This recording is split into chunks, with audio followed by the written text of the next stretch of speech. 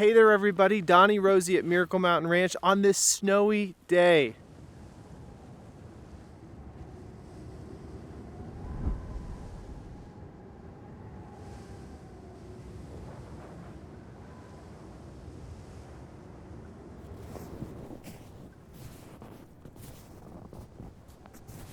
We're so excited to take you on a little tour today. I want to show you some progress on the bunkhouse, as always, keep you up to date on that.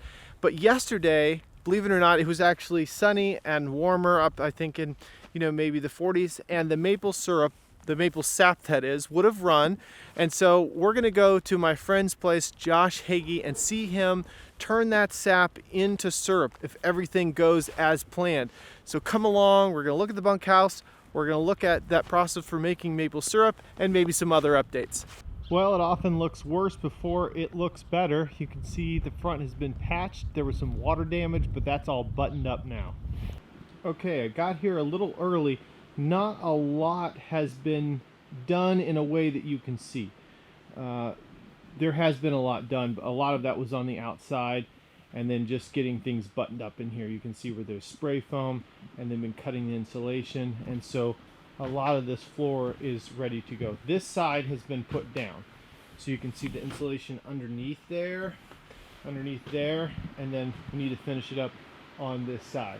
And then behind there in that dark area, the front of the unit, as you saw in that picture before, has been patched up. So next time we come, they should be working on the divider wall that goes between these two units. There'll be this wall that's there. So that's the latest, and we'll come back and see the progress. All right, so here is our booth kind of set up provisionally for the show tomorrow. And we'll have miniature horse here, shotgun will probably be here, and you can see there's a bunch of things here going on, all kinds of things. There's some boats over here, all kinds of stuff that'll be here at the sports show.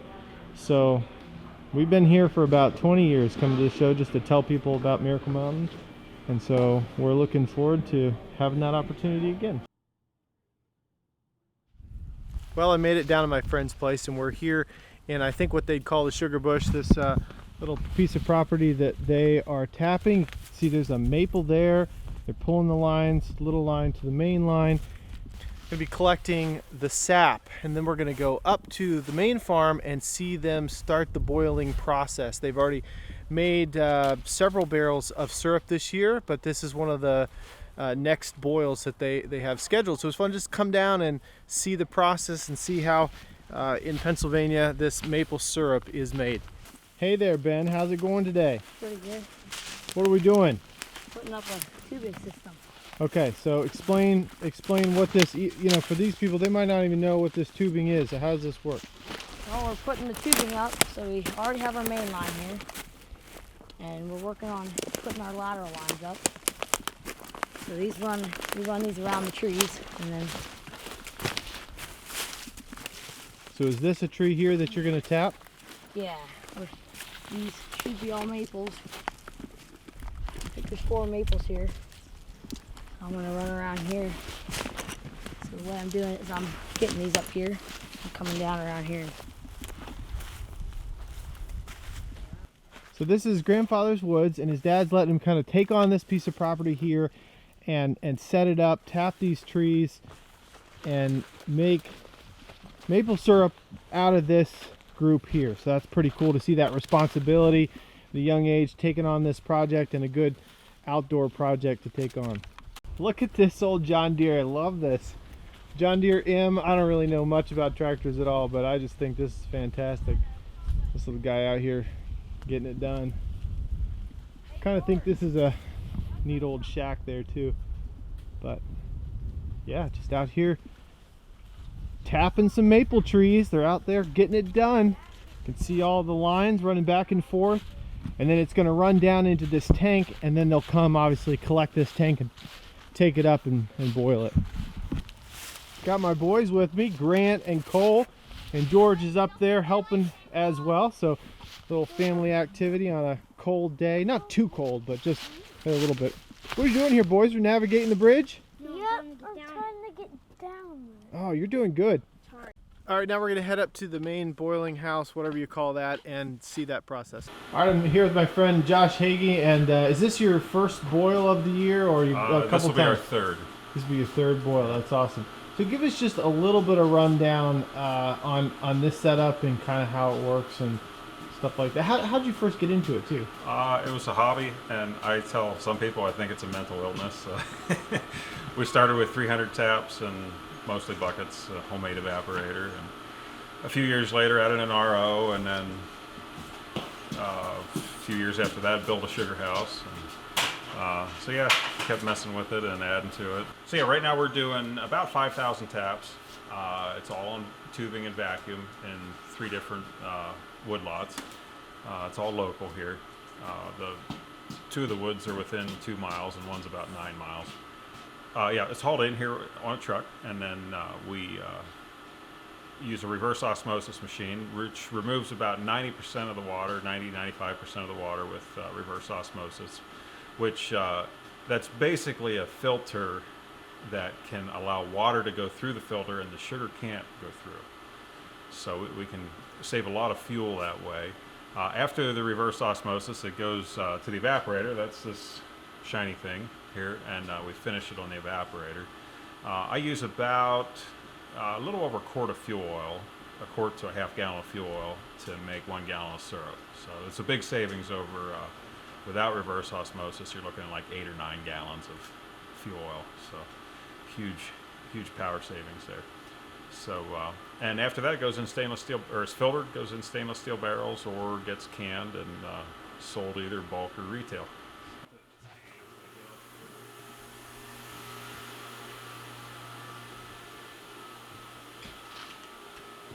So yeah, when the sap's delivered from with the milk truck, it comes into a storage tank.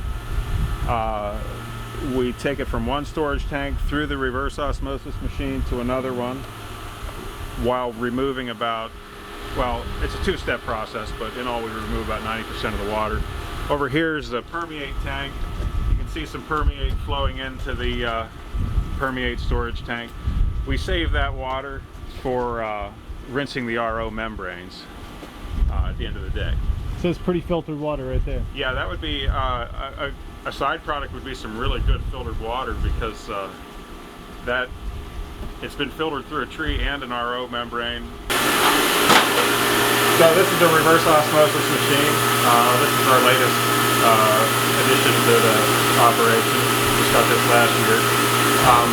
This has a couple of pumps. It's a low pressure pump, and on the back there's a high pressure pump. It has three of these high pressure vessels for the reverse osmosis membrane, and that's about all there is to it. A filtering setup here for the sap has to be filtered real well to protect the membrane. So from the RO, it ends up at the evaporator and goes through the evaporator.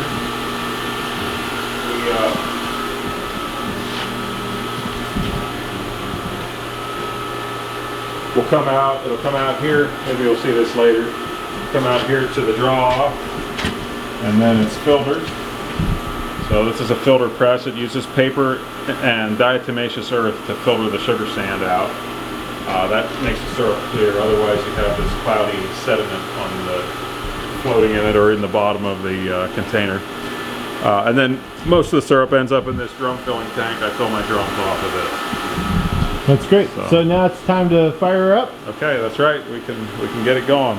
So I don't know if you can hear that or not, but the unit just fired up, and so there's a process of just bringing this all up to temp and up to boil, and then boiling off for a while, and then it'll start, coming out as syrup. So you can see everything starting to heat up. It was just saying that it's gonna start boiling pretty quick and really start seeing some syrup before too long. So this whole room usually warms up. You're about to take your shirt off in here. Yeah, it's 80 degrees. It's the place to be in February or March.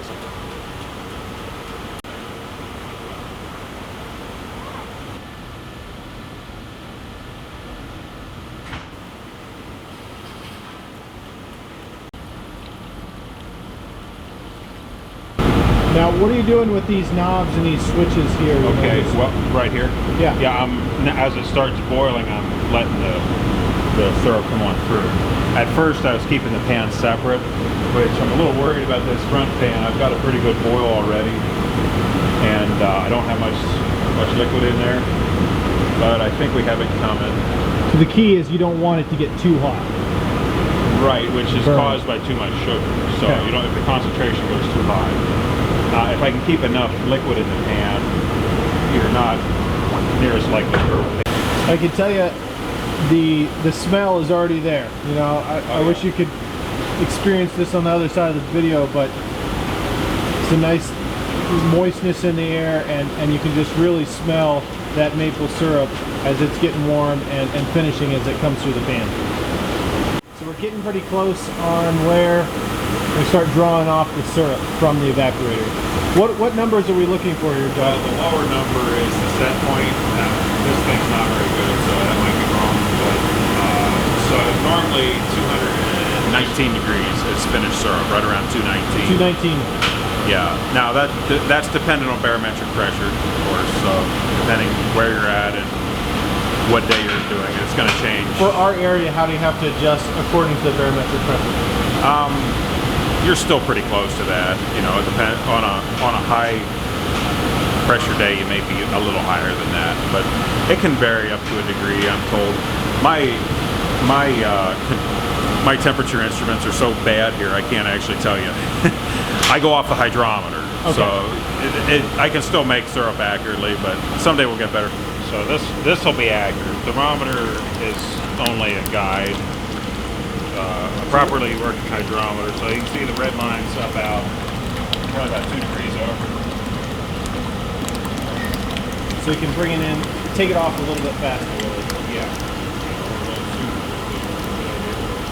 We'll speed it up a little bit. We'll let it go back down below the temperature I'm thinking it needs to be. Do you ever taste it to kind of also appreciate like where it's at, or if there's just no sense boiling a lot more than you have to make it too Right. dense? Well, if it's over dense, it'll tend to crystallize in the containers. If it's underdone, you have mold issues quicker. Okay. And it's a pretty fine line, Pretty actually. fine line. Yeah, a couple of degrees bricks is about all it takes to go from syrup that'll mold easy or sour in containers to syrup that has hard sugar crystals or a hard, thick sugar block on the bottom of the container. So either one, yeah, you want to have it pretty close.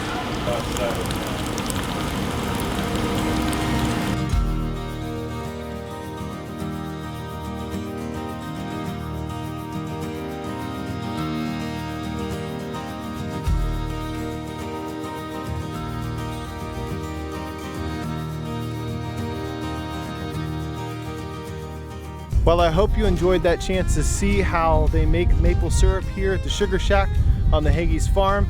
I always enjoy the process. It's a special treat to come down here and see Josh work and make that maple syrup. So I'm walking up with brother Drew. I don't know if you can see any resemblance. No way. Maybe a little bit. The brother channel. Anyhow, it's my birthday yesterday, and Drew came up to visit me, so it's pretty awesome. We're gonna check out the progress on the bunkhouse. All right, Chad, you're holding on to something there. This was not here last time we were up. What's this gonna be? This is going to be a dividing wall for the two sides of the bunkhouse. Awesome. So we're just putting in the studs now. We've got a few left on each end, and then this wall will be pretty well done. That is awesome, and we have volunteer Dan. How's it going, Dan? Doing well. Dan, you're holding up the wall. What's going on here? We're afraid it's not going to stand. Dan, I appreciate your help. And who you got here with you? It's my son Nathan Conley. How's it going, Nathan? Good to see you. So you guys been working on the wall, just building this in. What else? What else been working on, or mainly just the wall? That's all we've been here for this afternoon because they were working on the floor prior to this and insulating. It's looking so good. That's right. Last time I was here, this floor was not in. It was only complete over there, and so now this is here. So this is going to be super nice. Maybe stay here when you come back from family camp? Possibly. All right. Sounds like a plan. Thanks for the update. So that's the last update. I hope you enjoyed all that. Been able to see how we make maple syrup and the progress on the bunkhouse. We'll see you soon.